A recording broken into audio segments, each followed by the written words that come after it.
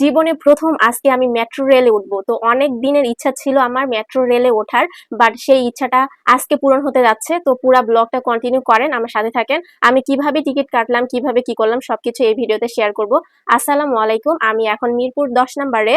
আর এখন আমি যাচ্ছি মেট্রো রেলে টিকিট কাটবো, তারপর মেট্রো রেলে উঠবো। তো টিকিট কিভাবে কাটবো জানি না, কারণ ফার্স্ট টাইম আমার একটু ভয় লাগতেছে, একটু নার্ভাস। তো যাই হোক, আমি এখন চলে আসছি। আর দেখতে পাচ্ছেন বিশাল বড় লাইন, এখানে 4টা থেকে 5টা লাইন ছিল।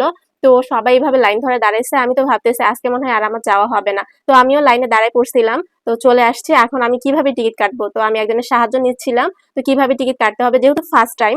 তো এই তো টিকিট কাটার প্রসেসটা আমি দেখাই দিলাম। এখানে আপনার লোকেশনটা আপনি দিবেন, তারপর টাকাটা কিন্তু ওইখান থেকে দিতে হবে একটা একটা করে। আর এইখান থেকে টিকিটটা বের হবে। তো আমি ওয়েট করতেছি, টিকিট বের হচ্ছে না কেন?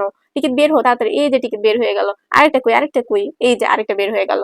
তো আমি হচ্ছে মিরপুর থেকে আগারগাঁও যাচ্ছি। তো মিরপুর 10 থেকে আগারগাঁও ভাড়া ছিল 20 টাকা করে, 40 টাকা। আমরা দুইজন যেহেতু যাচ্ছি, তো 40 টাকা দিয়ে আমি 2টা টিকিট নিয়ে নিলাম। আর এইখানে টিকিটটা দিয়ে রেখে তারপর হচ্ছে গেটটা খুললো, তারপর আমি ভিতরে গেলাম।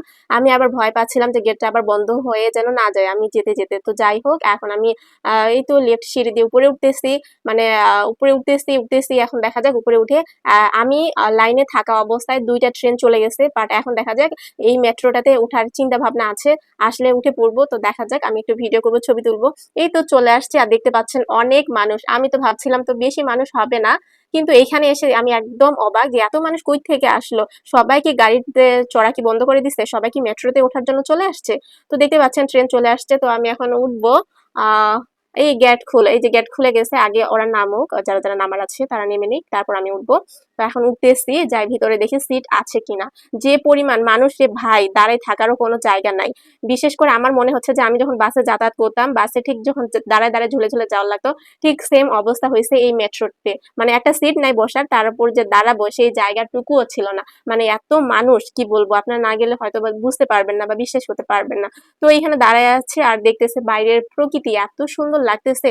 মনে হচ্ছে আমি বিদেশে কোথাও চলে গেছি, মনে হচ্ছে যে আমি দেশেই নাই, এমন একটা অবস্থা। মানে দেখে এত সুন্দর লাগতেছে। আর দেখতে দেখতে আমি চলে আসছি আমার গন্তব্য স্থানে, একটু পরে আমি নেমে যাব।